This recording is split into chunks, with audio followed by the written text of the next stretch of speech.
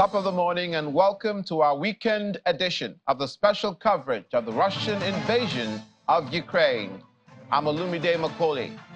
The headlines. Russian Defense Minister Sergei Shoigu visits troops in Ukraine.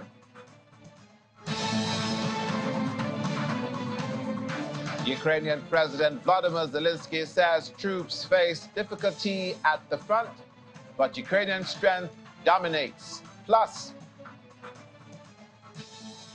U.S. Secretary of State Antony Blinken urges all countries of the United Nations to tell Russia to stop using the Black Sea as blackmail.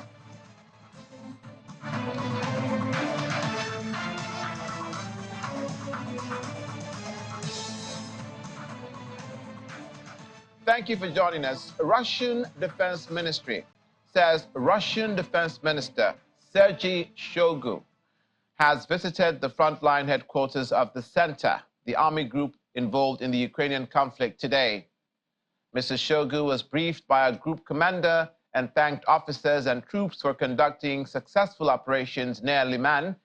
He was also shown a Swedish infantry fighting vehicle that was abandoned by retreating Ukrainian soldiers after being hit by a handheld anti-tank grenade. And Mr. Shoigu was briefed about the shortcomings of the Swedish model. The report was in line with Russian efforts to play down the effectiveness of weapons and equipment that NATO members and other Western countries have supplied to Ukraine. Mr. Shoigu's trip came days after a visit to the front line by General Valery Gerasimov, Chief of the General Staff and overall commander of the Russian war effort in Ukraine. Both men had been savagely attacked by Yevgeny Prigozhin, leader of the Wagner mercenary group, who repeatedly accused them of incompetence and remoteness before launching a brief uprising against the defense establishment in June. In another development, the Russian Air Force has held nighttime military drills with special Syrian Special Forces units. Footage released by the ministry showed the drills involved military planes, helicopters, and multiple missile launch systems, as well as a large amount of infantry and other military hardware. Russia intervened in Syria's conflict in 2015, using airstrikes and deploying advisors and military police to help Syrian President Bashar al-Assad retake territory from the rebels.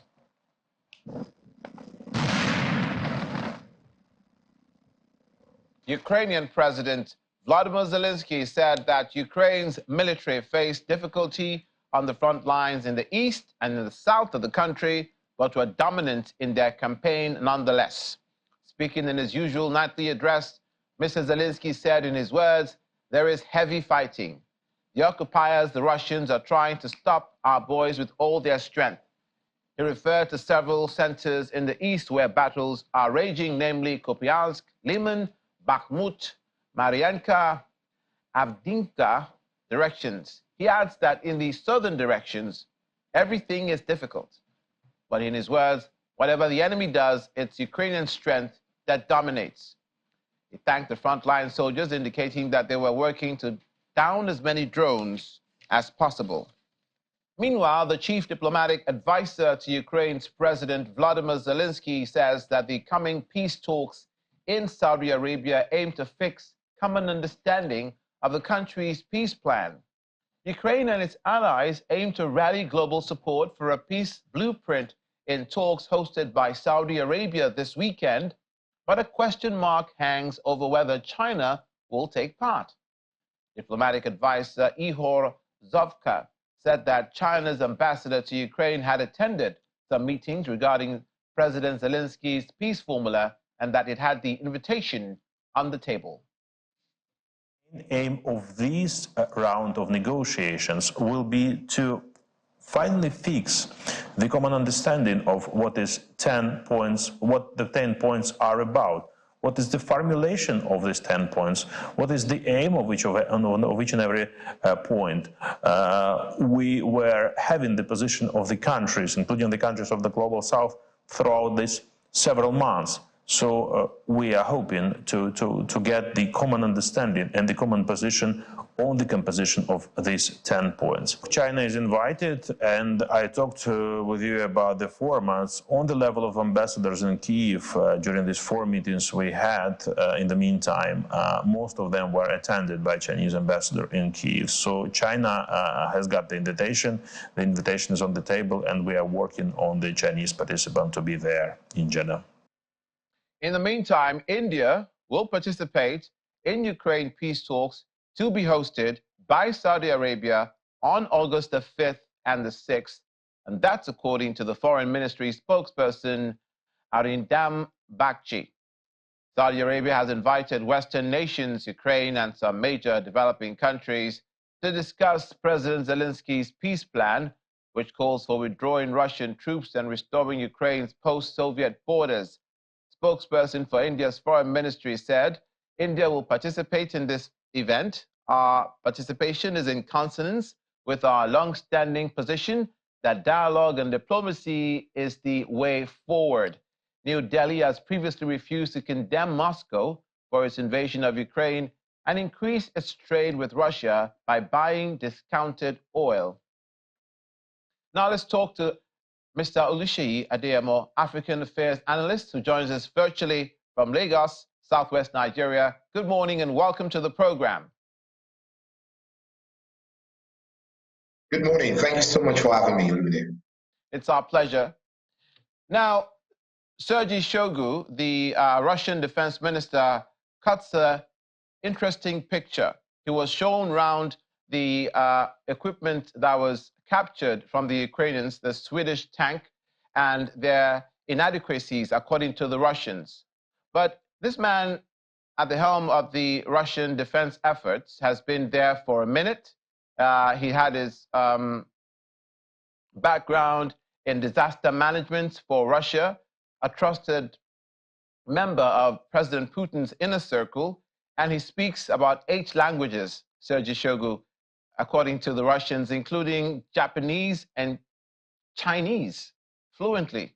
Now, he and other Russian men at the helm of the effort, like Gerasimov, seem to be more in the public eye than the Ukrainian defense ministers or the Ukrainian military leaders. Is there a balance in the experience, if you like, or if you will, between the Ukrainians and the Russians as far as their military leaders for their strategy goes? No, but again, you will know that the president of Ukraine, Zelensky, has been all over the place. He's seen all the time going to the war front to engage with the soldiers. In fact, he's been touted that he's Mr. Encouragement because he's always there to award them, to do all of that. Now, if Putin is not doing that, I believe it's only right for the army chief to do that on behalf of Putin. So in my opinion, this is not even as much as the Ukrainians are getting, because on the Ukrainian side, they have their president constantly visiting them. He's always there to encourage the soldiers. He's always at the war front. I mean, he's every time at the war front to encourage his soldiers. So for me, I think this is not out of place. I think it is right for Russia or their army chief to take on the responsibility of encouraging the soldiers. I mean, if Putin is then occupied with all the propaganda he's occupied with. There some analysts have said that, or alluded that this Saudi-located peace mission or peace initiative or peace conference, if you will, by the Ukrainians and the Saudis, for which India have said, as we reported this morning, that they're going to attend, will be DOA, dead on arrival, because Russia is not invited. And now there are questions as to whether China will attend. Why do you think they're shutting out Russia at this point? And how effective do you think the Saudi Arabia peace conference of Ukraine's peace plan will be? First of all, I believe that whatever or how many peace conference or talk we're able to gather or muster at this time is very needed, because at the end of the day, I know all of us are expectant and are praying every day that we wake up tomorrow morning, at least today has gone, and we're told that Russia and Ukraine are ready to sit at the table and talk. So for me, yes, I feel I'm a little surprised that the Saudi have decided not to invite Russia. Truth is, I know they've been very, very careful. They've not taken any side per se, because they've not even called the war a war. They've been very careful with their choice of words. So I'm a little surprised that they did not invite Russia. It would have been nice, because maybe this probably would have been the start of the peace, the actual peace that all of us have been clamoring for and be expecting, because I mean, we all know that this is affecting all of us in one way or the other, particularly us in Africa, you know, I mean, as regards our food. So I believe that it's a good one. I mean, whatever result or whatever achievement they're able to get out of there is good for all of us. And more of it is expected. I'm happy that a lot of people are coming with all sort of peace initiative and conferences. The world needs peace, and the more of it, the better for all of us. Which concessions, Mr. Adeyemo, do you think that both sides should make for this war to come to an end, or for a treaty to be managed between both sides? We see that they are both intransigent concerning for Russia, NATO's withdrawal, Ukraine's not participating in NATO, and for the Ukrainians, the withdrawal of the Russian troops of all occupied territory, including Crimea. It's been called a stalemate by all and sundry. Where do you think that there should be concessions? If I were to advise, I would advise that at this point, maybe Ukraine should steal their joining of NATO. Maybe it's time for Russia to also say, let us even move back a little. Because at the end of the day, I mean, it's coming out to tell us how well his economy is doing, but we all know that there's no way he will have been fighting this war or pursuing it, prosecuting this war as much as he has done, and his economy will be as stable as he claims. Again, last week with the pushback or the caution of Ukraine into Russia, a lot of Russians started feeling the brunt, you know, I mean, like the Ukrainians have been feeling for a while. I mean, a particular building was hit at twice. And for me, nobody needs anybody to die for us to have peace in the world. So I would advise again that Ukraine should probably stay their joining NATO. If they don't join NATO today or tomorrow morning, I don't think the world will come to an end. And if we all want peace, I believe that we should be ready to give. And I think Ukraine staying and saying, okay, for now we're going to hold back, you know, and look at a way of doing this in a better way. So Russia, we're willing to have peace. We are willing to, you know, shield our swords. So we are, you know, we're not going to join NATO for now. And because already you can see that Poland is already making noise with Belarus and all of that. And we don't want this to start spreading all over the place, because that is not healthy for anybody, because you never can tell with things like this, just a little spark will turn things around and it'll be out of hand, and all of us don't want to start dealing with that. So my take and my plea is that Russia should be willing to say, okay, we want to take a step back. Let's just look at a month, you know, maybe, you know, pushback, and for Ukraine to say, okay, we also will not join NATO for now. That would be my own personal advice. In the latter end of your submission, you preempted my next question, which concerns Poland and Belarus. There's mild drama at the Poland border, mild because there's no fighting or confrontation going on, and there has been no going over the border by the Wagner mercenary group, but that hasn't stopped the Polish president from amassing a certain number of troops along that border, and that hasn't stopped either the Wagner mercenary group from now starting military exercises to help to train the Belarusian soldiers. Now, as you said, it's just a little dynamite, a little spark in the dynamite can set the keg off. But is there a real threat with Wagner's mercenary group at the Polish border? Any form of aggression, any form of drama is a threat. Like I said, it's bad enough the way it is, and we really don't want more drama or more incursion or more fight.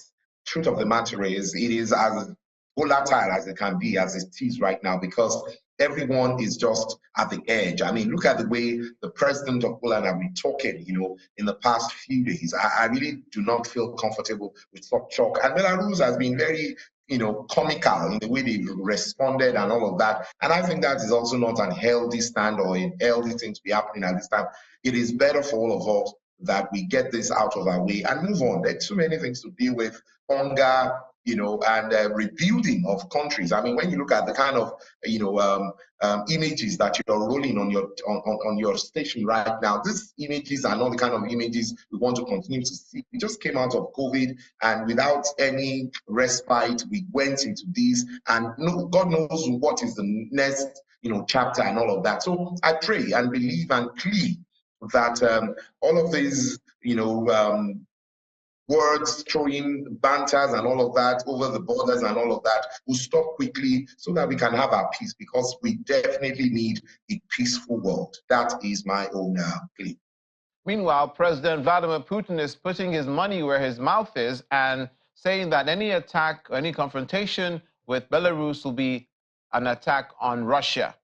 And he, in an address yesterday, I believe, was trying to warn or remind tongue-in-cheek, the Polish, of how it was because of Joseph Stalin at the twilight of World War II and the Yalta Conference involving him and Winston Churchill and Franklin Delano Roosevelt, the big three of the Allies, that a part of the Russian border was extended into Germany and was taken from Germany and added to Poland because of the German Nazi aggression at that time.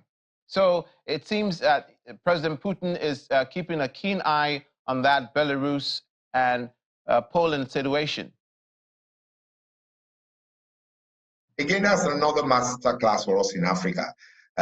These people understand how they manage their border. For them, border control and border management is very topmost on their mind. They don't joke with their neighbors. I mean, Africa needs to understand that and start to really know how to deal with it, because the truth of the matter is every other person that is either on your right, north, south, west, is very, very important. Their well-being, their cooperation, their relationship with you is very critical.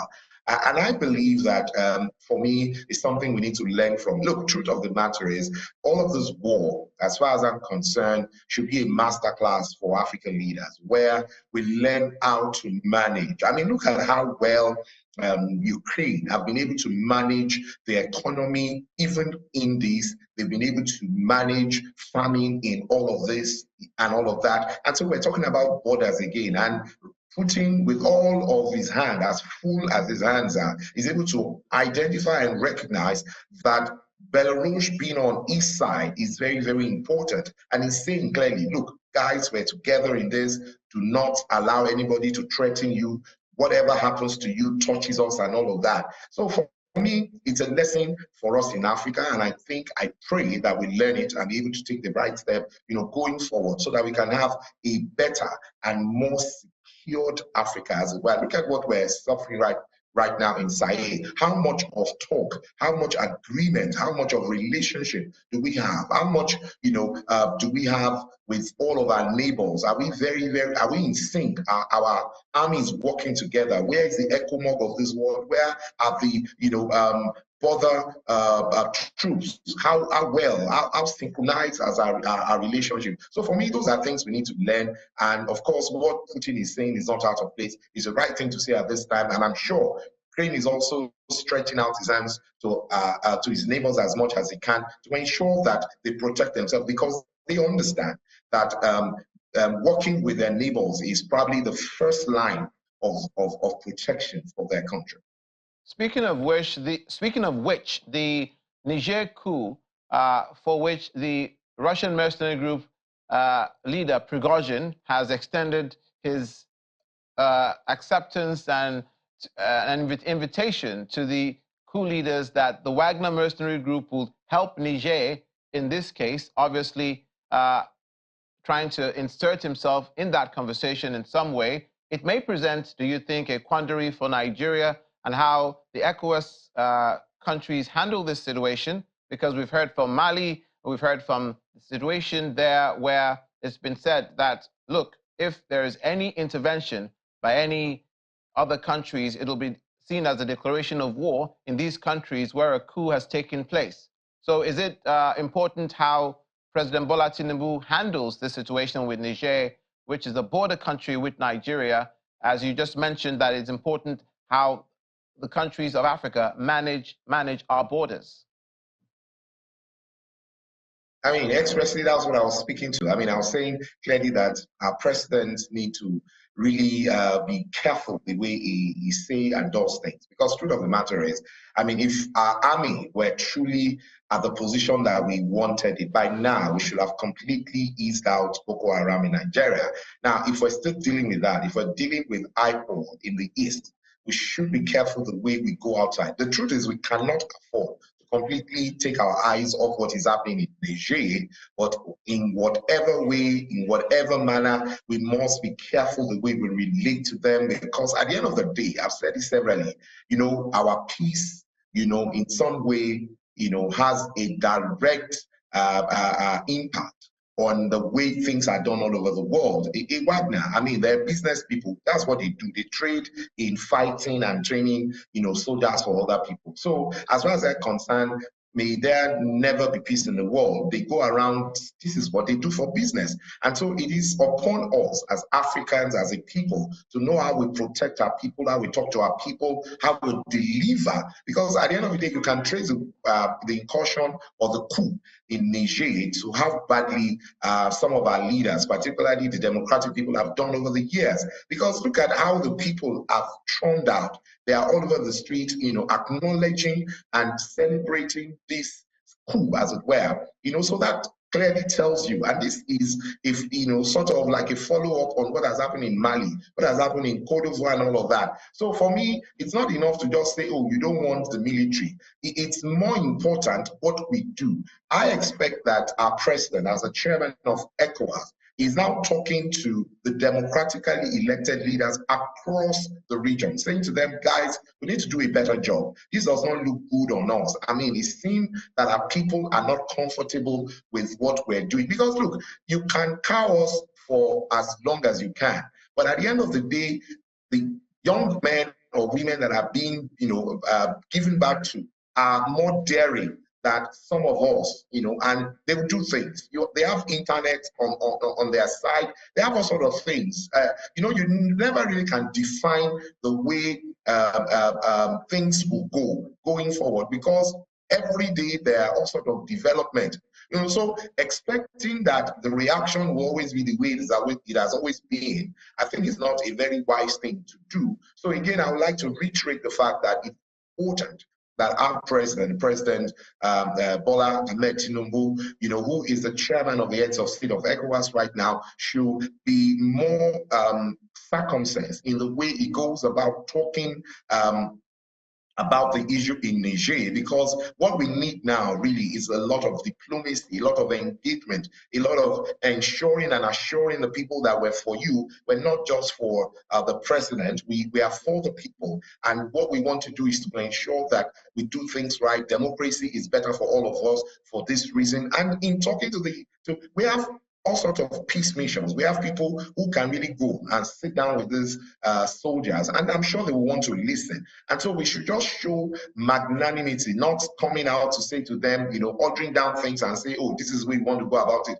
Do we even have the kind of structure in place? Are we really ready to fight if there's an incursion? Because at the end of the day, what you want to do is open up your flank. You want to open up your flank, because right now, what you have is Niger in some way is serving as a buffer for Nigeria against ISIS, against Al-Qaeda, against all of these people who are on their own border. Because one of the reasons why there was this coup was the fact that they have a problem with insecurity in Niger. So across the Sahel, there's insecurity. So you don't want a situation where you then want to have an internal insecurity. You want to start dealing with problems on Mali. You want to start dealing with problems on Niger. That's not what we want to start dealing with right now, because we have a lot of problems. We're restructuring our economy. We have just removed subsidy. We have a lot of issues to deal with internally. Again, I want to say that I'm not suggesting that as the chairman of heads of states,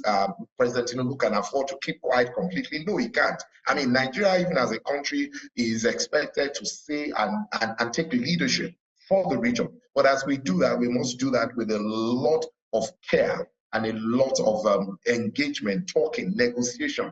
This is not the time to order down and say, go and fight and all of that. Like I've said severally, the death of one person is too expensive for all of us at this time, and that's not what we want, because the essence is not to kill Nigerians, because there's a coup in their country. The essence is to get the best governments in place so that they can have peace and have a better life. Indeed. I think it'll be safe to say this will be President Bola Tinubu's first important test for his diplomatic policy, his foreign policy, especially concerning African countries and Niger. Thank you for your insights. Thank you for your contributions this morning, Mr. Oluseyi Adeyemo, who joined us virtually from Lagos, an African affairs analyst. Much appreciated. Thank you so much for having me. After the break, Russian President Vladimir Putin orders Russian officials to switch to Russian-made cars. Details in a moment. Please stay with us.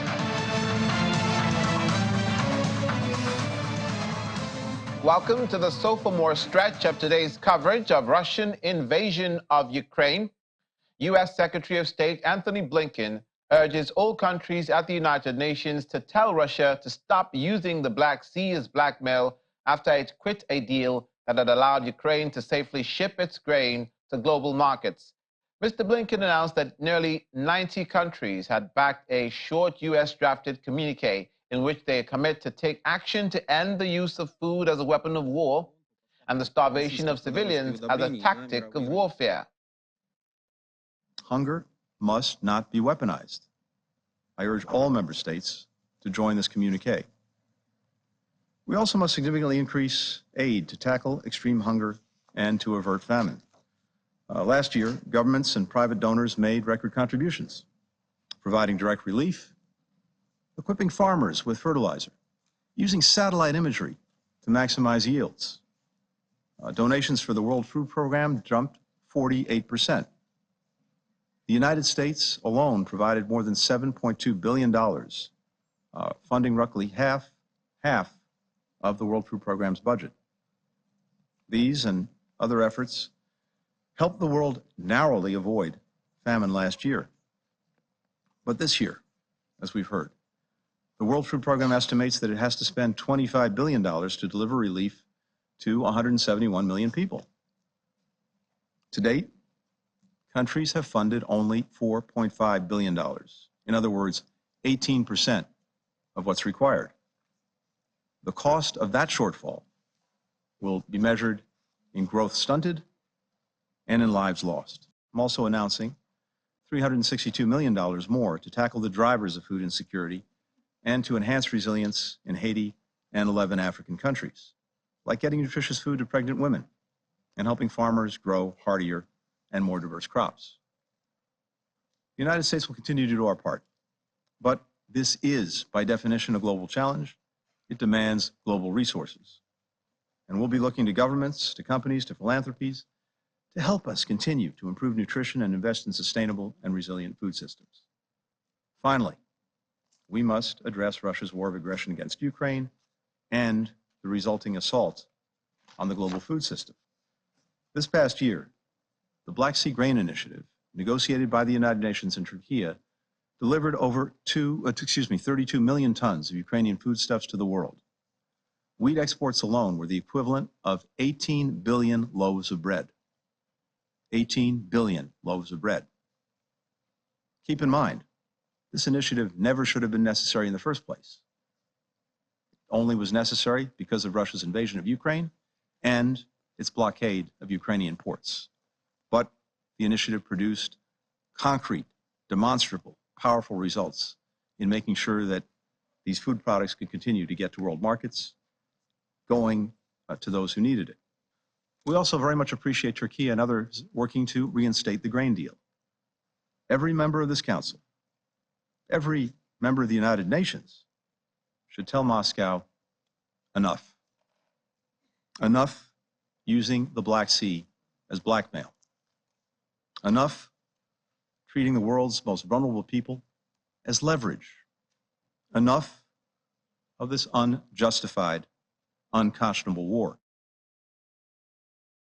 Now let's talk to national security risk strategist and a former British police officer, Mr. Vince Onyekwelu, who joins me from Anambra in southeast Nigeria. You're welcome to the program.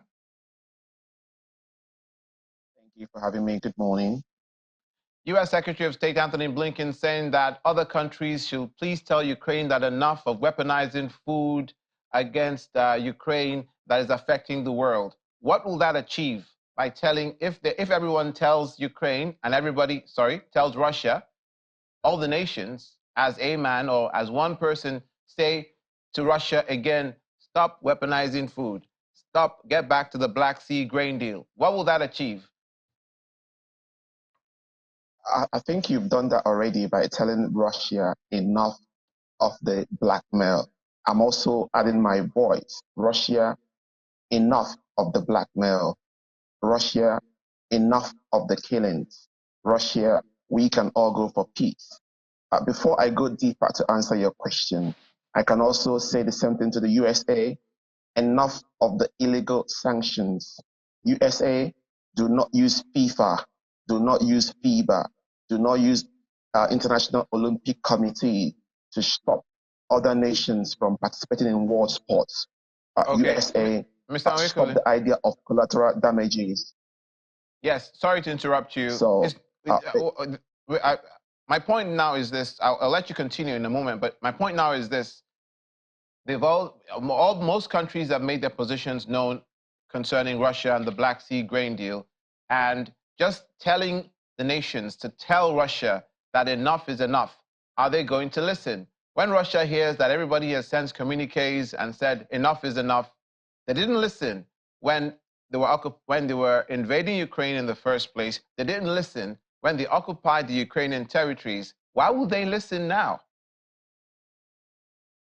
That's the question, because the world are seriously interested in the propaganda and the politics of the Russian-Ukraine crisis. The world are getting so many narratives about the contributions of any particular country. And so I think some countries will listen. Countries like the UK would listen, and they will tell Russia to stop this unnecessary war. Countries like France would listen and tell Russia, stop this war. So many countries across the world would listen to tell Russia what Russians need to know. However, we also have to, as I said to you before, tell Americans, when we told you not to go to the so-called axis of evil, when you invaded Libya and destroyed Libya, did you listen to when the war was starting to stop? When you entered into Iraq and destroyed Iraq, did the USA listen? When USA entered Afghanistan, Syria, Yemen, did they listen? When they invaded Somalia, Sudan, did the USA listen? So my brother, I think the world are listening, the world are watching. But right now, I'm not sure that the USA has the authority that it used to have in the past to tell anybody to listen, to tell Russia what to do. USA cannot tell Russians what to do because USA did not listen when they were invading countries, when they destroyed Libya, Yemen, Somalia, Syria, Afghanistan, Iraq, calling it axis of evil, and no weapon of mass destruction was found in all this so-called axis of evil. And those people that call those countries axis of evil are still living today. None of them had any legal charge against them. So I think it's going to be very, very difficult for USA to try to tell anybody in the world to tell Russia to listen, because USA can also be dumb from listening to people's opinions also.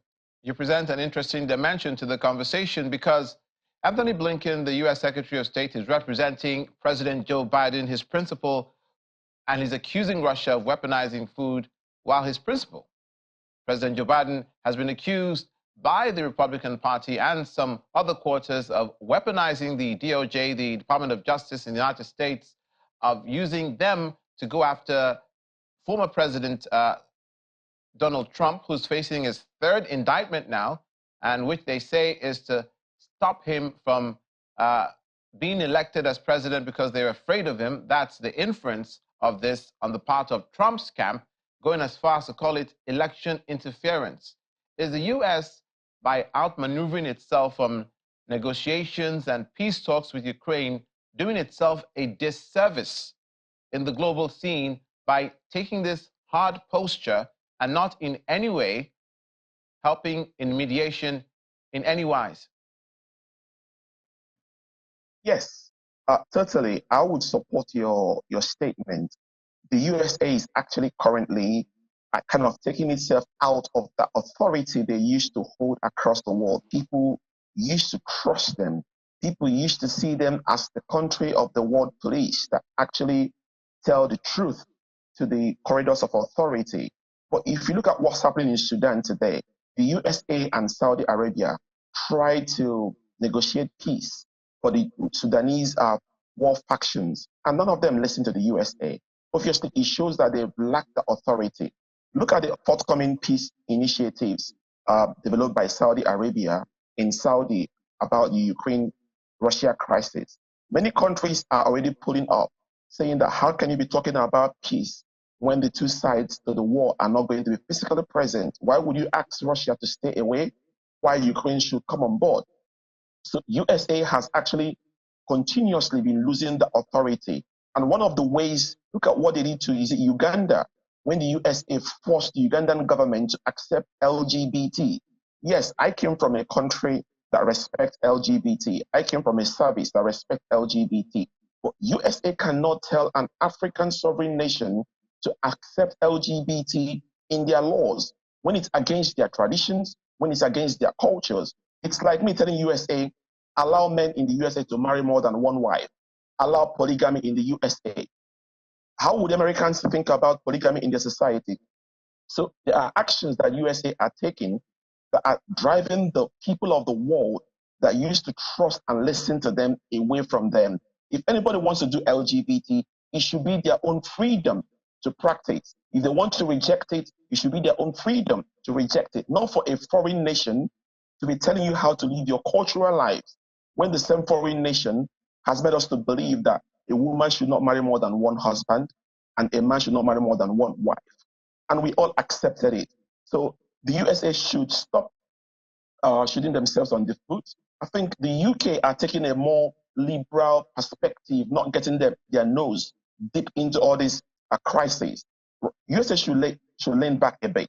Look at the issue that the Russians are now bringing the war of Russia and Ukraine into the African continent. Look at what's playing out in Niger Republic. How would the people of Niger respect the US right now? The US wants to bring an illegal sanction against the government of Niger. And they asked him, do not give us your money. Take your money to go and house those homeless people that sleep carelessly on the streets of New York or Manhattan. Use that money to go and give them shelter. So USA are also good at using illegal sanctions. So they need to watch their actions because the world are beginning to run away into the hands of China and Russia. That doesn't make them that China and Russia are the best people to run to, but that's what the world has as an alternative to USA right now. That's why they're heading towards Russia and China. And people have to be careful because Russia and China, they have their own problems too. They have their own narratives too that benefits their economic and world views. Some of these issues you say is the reason why some of the foreign policy of the United States, it cuts a polarizing picture across the board for countries because of these very issues that you have mentioned. It's polarizing nations, but the intent and the motive as propounded by the United States officials is in the interest of world peace and world stability. But let's look at now the counteroffensive in Ukraine.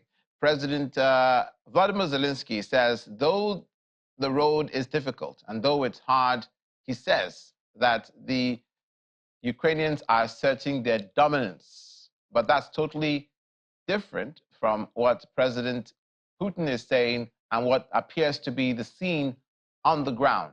What do you think is the true depiction of this counteroffensive of the Ukrainians? Are they making slow, steady progress, or have they been halted in all ways by the Putin administration?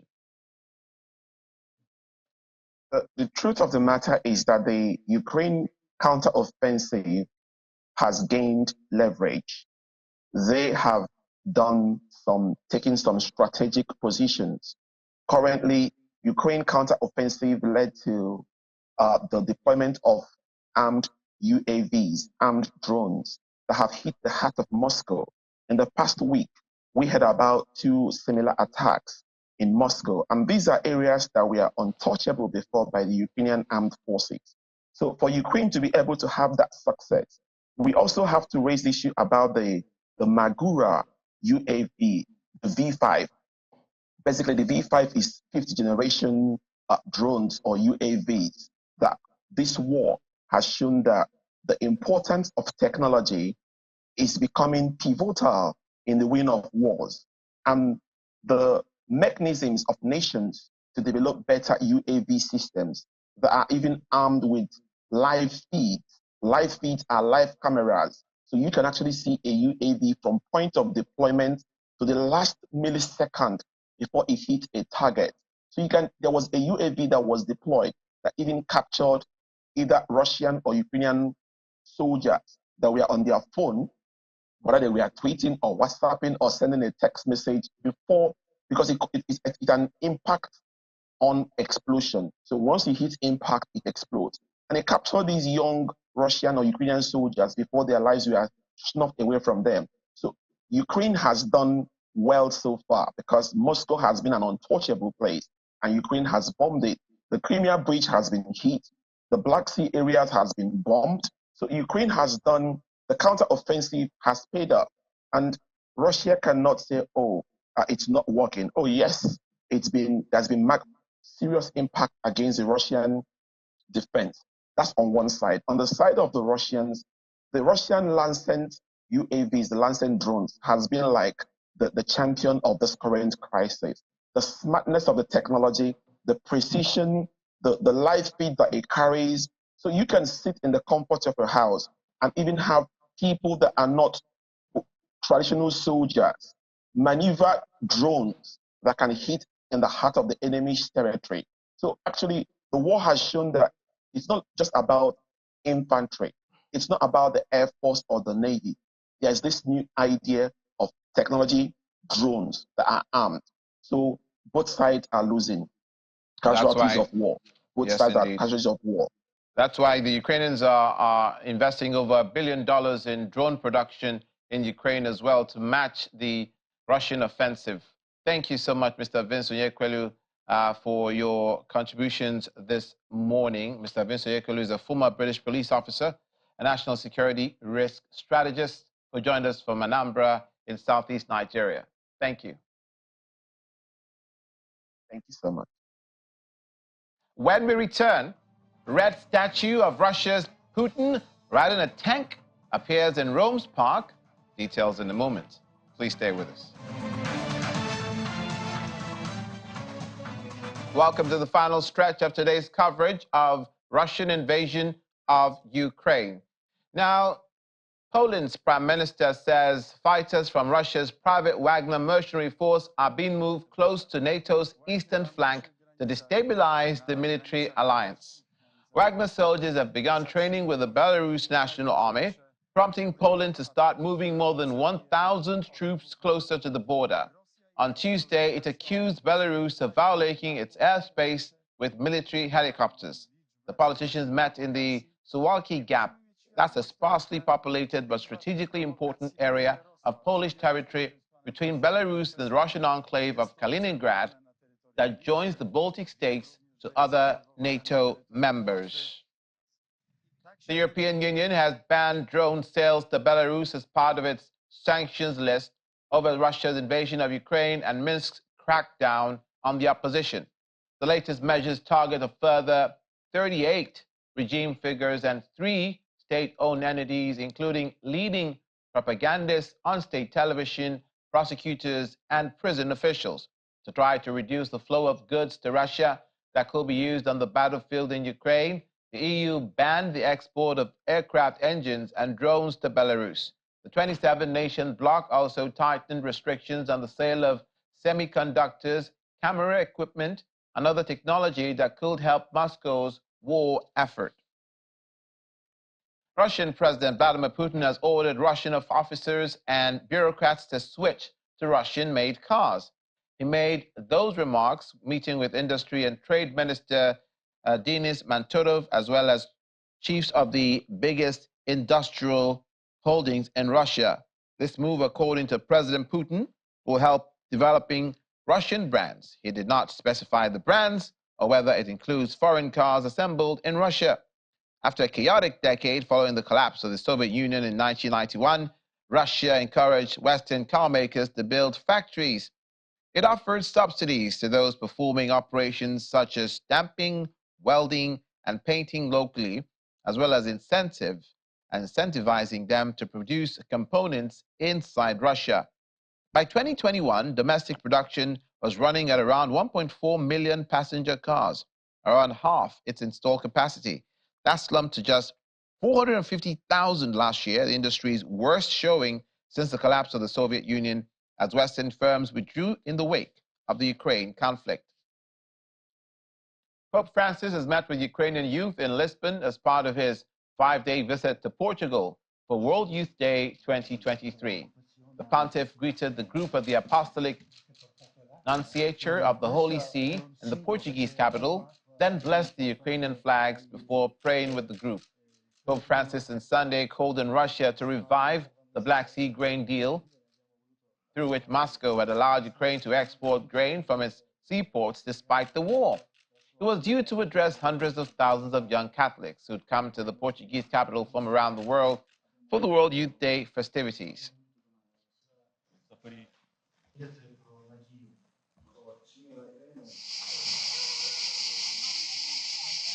And finally on the program, a red statue of Russian President Vladimir Putin popped up in a park playground in Rome, Italy, surprising residents and children.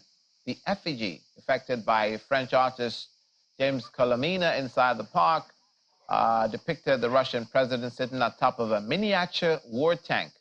Colomina, known for his bright red street sculpture, often installed in public locations without any prior warning, showed the epoxy resin sculpture in various cities around the world to highlight the war in Ukraine and what he says is President Putin's childish but dangerous behavior.